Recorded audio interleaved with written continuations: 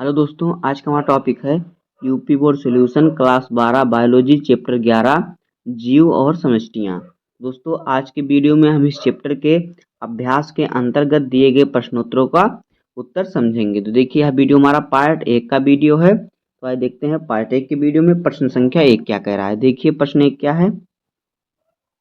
शीत निष्क्रियता हाइब्रिडेशन से उपरित किस प्रकार भिन्न है। डायपाज जो है, जो हाइबरनेशन से डायपाज किस प्रकार भिन्न है, या फिर शीत निष्क्रियता से उपरित किस प्रकार भिन्न है। तो देखिए, शीत निष्क्रियता पहला हमारा हेडिंग है। तो देखिए, यह इक्टोथर्मल या शीत निष्क्रिय जंतुओं जैसे एम्फीबियंस तथा रेप्टाइल्स की सरद नीति है, जिससे वे अपने आप को ठंड से बचाते हैं। इसके लिए वे निवास स्थान जैसे खोह, बिल, गहरी मिट्टी आदि में रहने के लिए चले जाते हैं। यहाँ शारीरिक क्रियाएं अत्यधिक मंद हो जाती हैं। कुछ चिड़िया और भालू के द्वारा ही भी शीत निष्क्रियता संपन्न की जाती है। शीत निष्क्रियता यानी गर्मी तो ठंडी से क्या छुटकारा पाना। देखिए, बहुत से जीव जंतु हैं जो ठंडियों में जमीन के अंदर चले जाते हैं, बहुत से बिल में चले जाते हैं, बहुत से गहरी मिट्टी के अंदर चले। मेढक जो है वो गहरी मिट्टी के अंदर चला जाता है।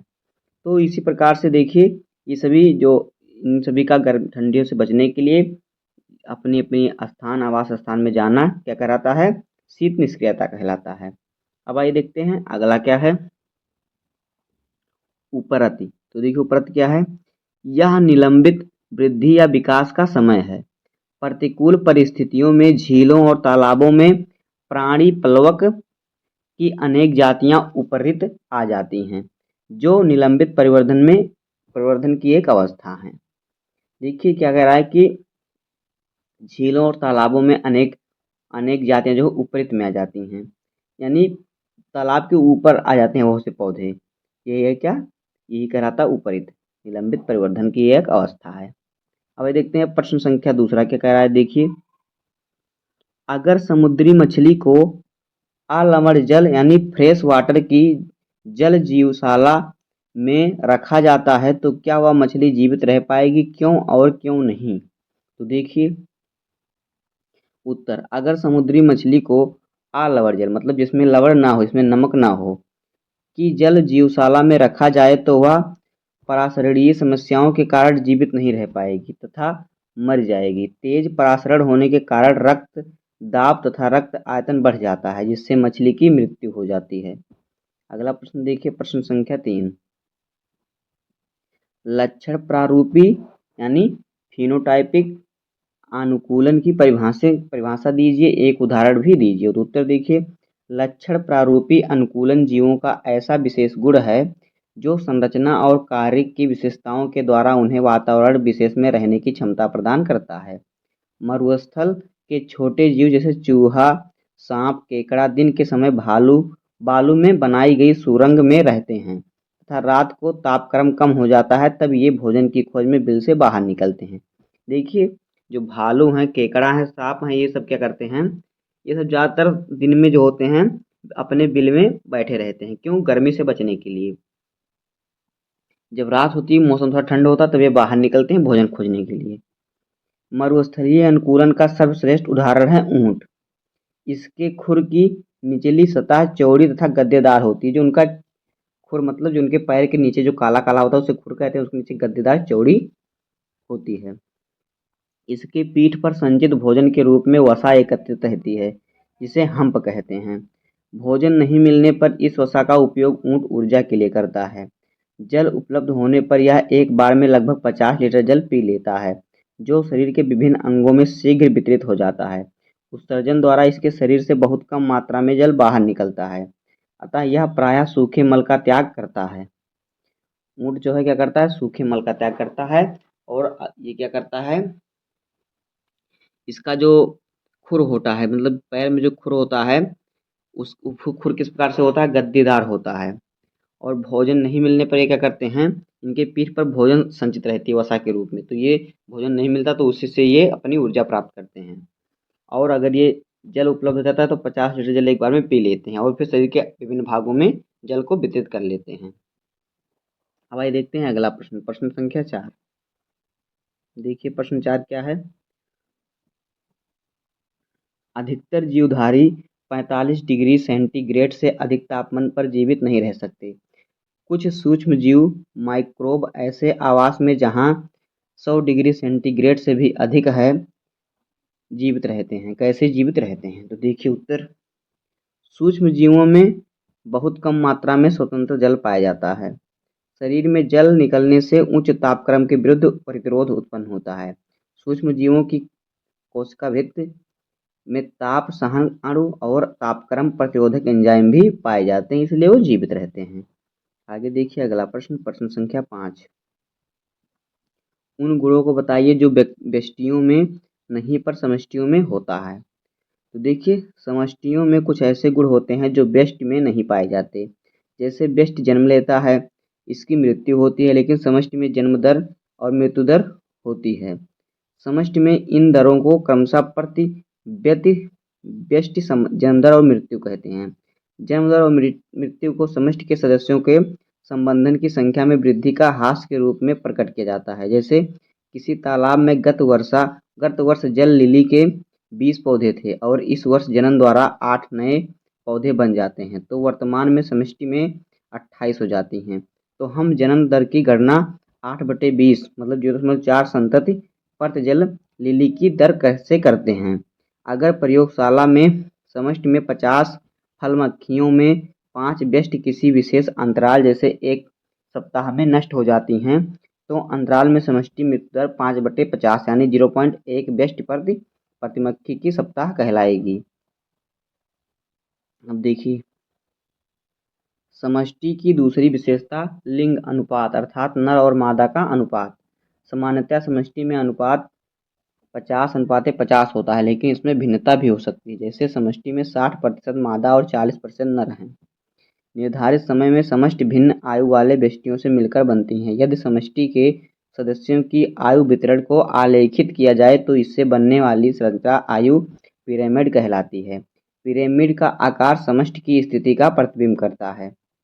क्या करता है देखिए, ये क्या करता है, क्या यह बढ़ रहा है, स्थिर है या घट रहा है। यहाँ पर देखिए आपको चित्र में दिखाई देगा 3 स्टेज में। तो यहाँ पे देखिए एक्सपांडिंग, स्टेबल और फिर डिक्लाइनिंग। आगे देखिए समष्टि का आहार आवास में उसकी स्थिति को स्पष्ट करता है या सजातीय, अंतरजातीय, प्रतिस्पर्धा, पीड़कनाशक, वातावरणीय कारकों आदि से प्रभावित होता है।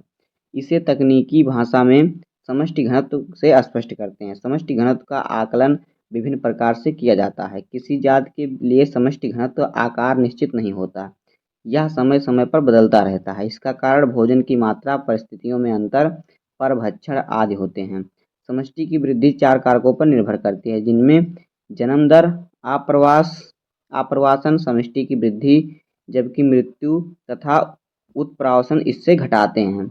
यदि आरंभिक समष्टि नो है तो NT/NO है तो NT एक समय अंतराल है तथा बाद की समष्टि है तो NT बराबर NO plus into B plus I minus D plus E बराबर क्या होगा, NO plus B plus 1 minus D minus E। आगे देखिए